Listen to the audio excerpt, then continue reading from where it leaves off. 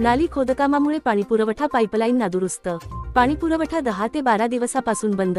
जळगाव जामोद तालुक्यातील ग्रामपंचायत सुनगाव यांनी नागरिकांच्या आरोग्याकडे दुर्लक्ष केले आहे, असेच चित्र पाटील लेआउटमध्ये निदर्शनास आले. ग्रामपंचायतचे पाटील लेआउटमध्ये नाली खोदकाम व बांधकाम चालू आहे, परंतु या नाली खोद कामामुळे पाणीपुरवठ्याची पाईपलाईन ही तुटलेली आहे. त्यामुळे या परिसरात 10 ते 12 दिवसापासून पाणीपुरवठा ठप्प झालेला आहे. असे असताना अद्यापही ती पाईपलाईन नादुरुस्तच आहे. ग्रामपंचायतने संपूर्णपणे आरोग्याकडे दुर्लक्ष केलेले आहे.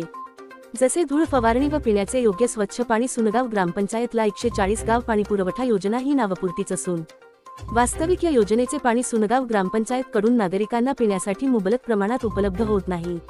विहिरीचे बोरचे पाणी एकत्रित करून नागरिकांना पाणीपुरवठा केला जातो, त्यामुळे परिसरात किडनीचे रोग व इतरही आजार होण्याची शक्यता आहे. तुटलेली पाईपलाईन दुरुस्त करून पाणीपुरवठा सुरळीत करावा, अशी येथील नागरिकांची मागणी आहे. नळ चालू नाही आणि आमचं घरकुल बी यायला, मग बांधकाम कसं करा? हा रस्त्यात मधलं माझं आणून टाकेला तुम्ही नाटी. आम्हाला नळाचं पाणी तर लागेल की पियाले पाणी आमच्या घरामध्ये वाल पण करून ठेवला आहे. 10 दिवस झाले पाणी आमच्या घरामध्ये. हे नाल्याचं बांधकाम जे आहे हे किती दिवसापासून खोदलेलं आहे? 4 दिवसापासून. 4 दिवसापासून चालू आहे हे. हो का?